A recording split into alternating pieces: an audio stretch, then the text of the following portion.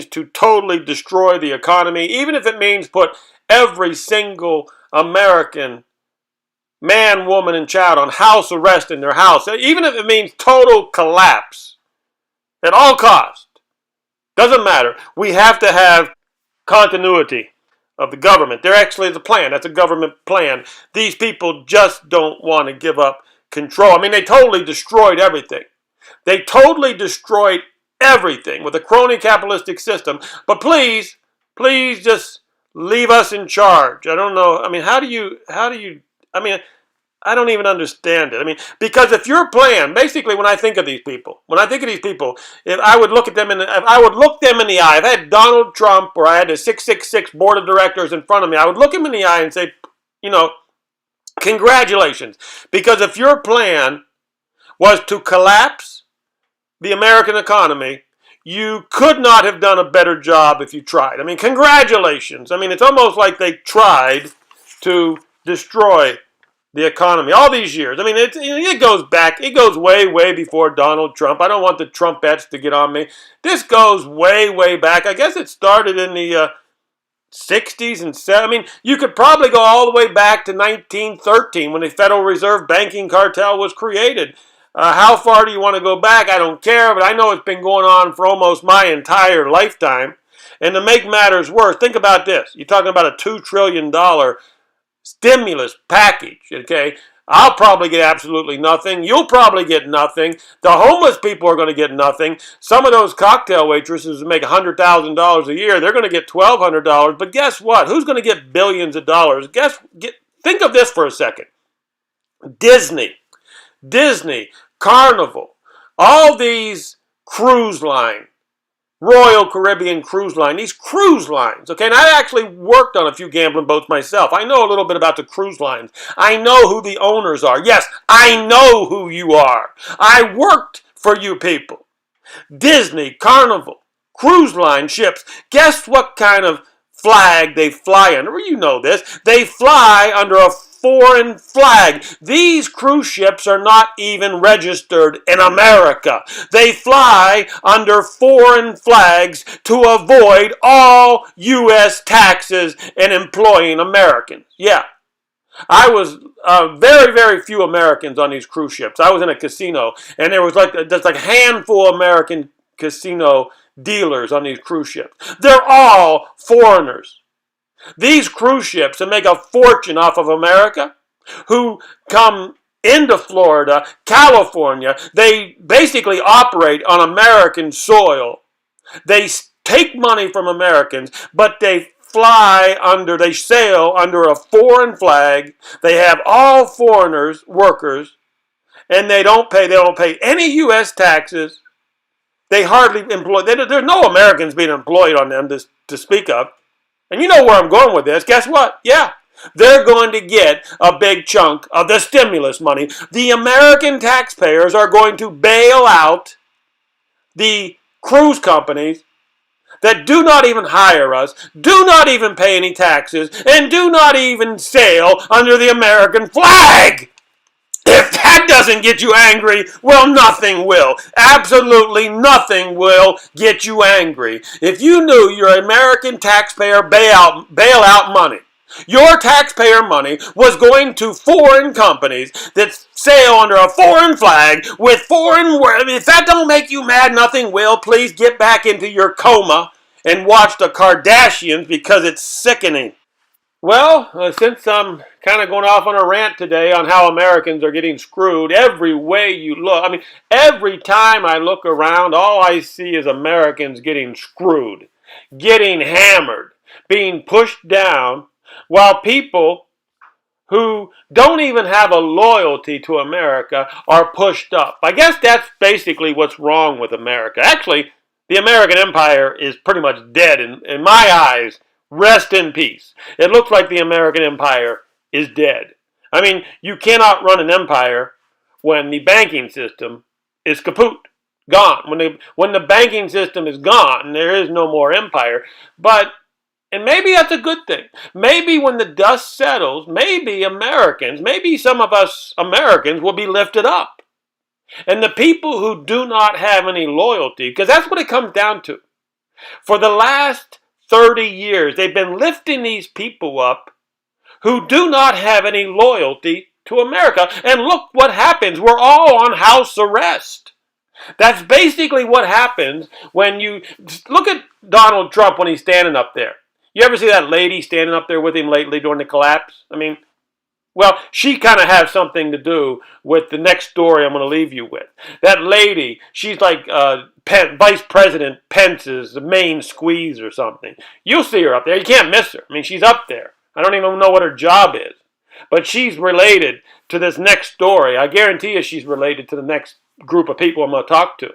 And these people who have no loyalty to America are lifted up on a pedestal as you and I are pushed down and shit on. That's what's wrong with America in a nutshell. So I'll leave you with just another example of how us broke-ass Americans cannot even afford to buy a motel and run it. No. We got to have these other people running the motels. Other people who have absolutely no loyalty to America. Again, this is sickening.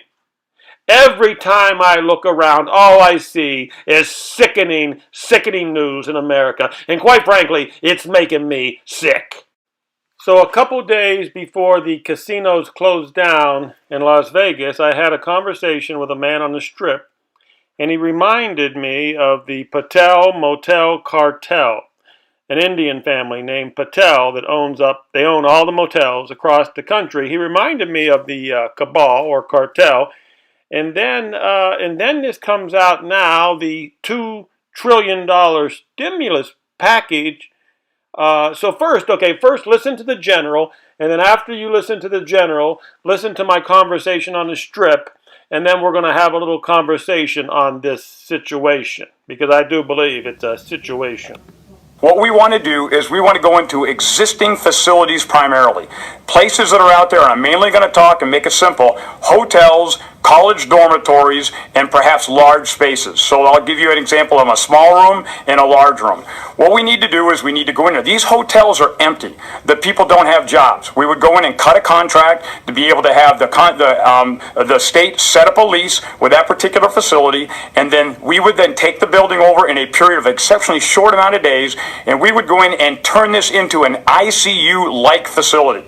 So there's really 4 different phases. The state has to nominate the facilities in a prioritized order, and I'll talk about Governor Cuomo in a minute. Number 2 is the Corps of Engineers has to come in and to be able to modify that facility. And we can go into more details and other questions, but it goes back to be able to change the pressure in certain hotel rooms to be able to have a negative pressure in a hotel room.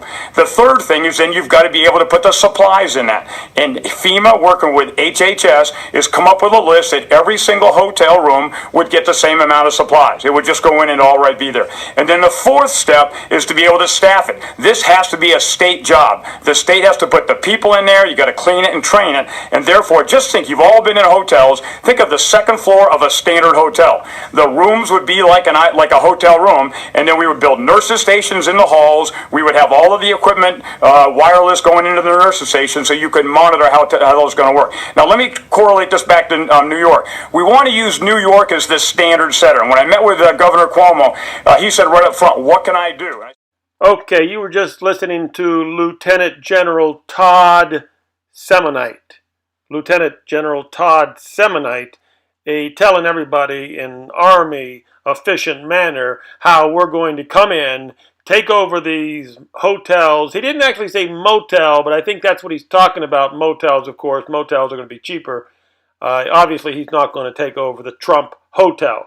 So I think the general was definitely not talking about Trump hotels taking over. Obviously, the Trumps are not going to let the general take over Trump hotels for this. Anyhow, they're going to be they're going to be motels, and they're probably going. And since all the motels are owned by the Patel Motel Cartel, let's go into the conversation I had with the guy on the Strip. But the thing I was interested in is I have a problem with bed bugs in a lot of places. Oh, right? I got bed bugs one time. Well, yeah. And a lot of these small mom and pops, they The Indian-owned places. most of them are the Patels. They're from the. It's a whole bunch of. How do you? India, and their last name is Patel. You're joking. No. The Patels are it's like a cabal. I don't know. They're like a big. That's their last name. They all have the last name of Patel. Patel. Yeah. Patel. Because I went across the country and I had to hit all these cheap motels, and they're all owned by these Indians. I didn't realize their last name, if you see it on a card, if they have it, it's going to be a Patel. And the thing they do is they don't have to pay taxes, certain taxes. I'm not sure what, if they change it over every 7 years to a new owner. So they just switch with another Patel. You're joking me. No, every 7 years they change owners, and they have some sort of tax write-off. Yeah, you don't have to pay any. But there is some sort of tax scam going on there. You heard of it, huh? You heard of it? It's a tax scam. It has to be. Well, they just switch ownership. Like a guy, a family from Chicago that has a motel will switch with somebody in San Jose. They've been doing this for like 20 years or whenever they start buying up all the mom and pops. Because they own. I went from California to back east, and every single motel I stayed at was Indian owned. Yeah. Every single one. Yeah, they bought up almost all the mom and pops. It's a cabal, like a cabal. And they get the cheapest towels. And I caught bed bugs. In Indiana, I caught bed bugs. See. And it was also yellow water. It was yellow water and bed bugs. You can go on the internet and check out the video. My question is, if they can't cure or stop bed bugs in America or wherever, how are they going to stop a virus? Okay, so I just basically was starting to put 2 plus 2 together. It's all coming together for me. It's kind of strange. The Patel family, they've been buying up the motels in the country, I think going all the way back to the 1960s. And it started going on steroids in the 1960s and 70s and 80s. I think the first Patel actually was here in maybe the 40s and the 50s. And there was a couple fires in Tennessee. During the early 80s, there was a couple fires on the motels there that were owned by the Patel owned properties. And then the Indians were having a hard time to get insurance, I heard, during the early 80s. So then the Indians just formed their own insurance association. So they have just started accumulating pretty much all of them. Now, when you go on the internet, you're going to hear that the Patels own maybe half of the motels.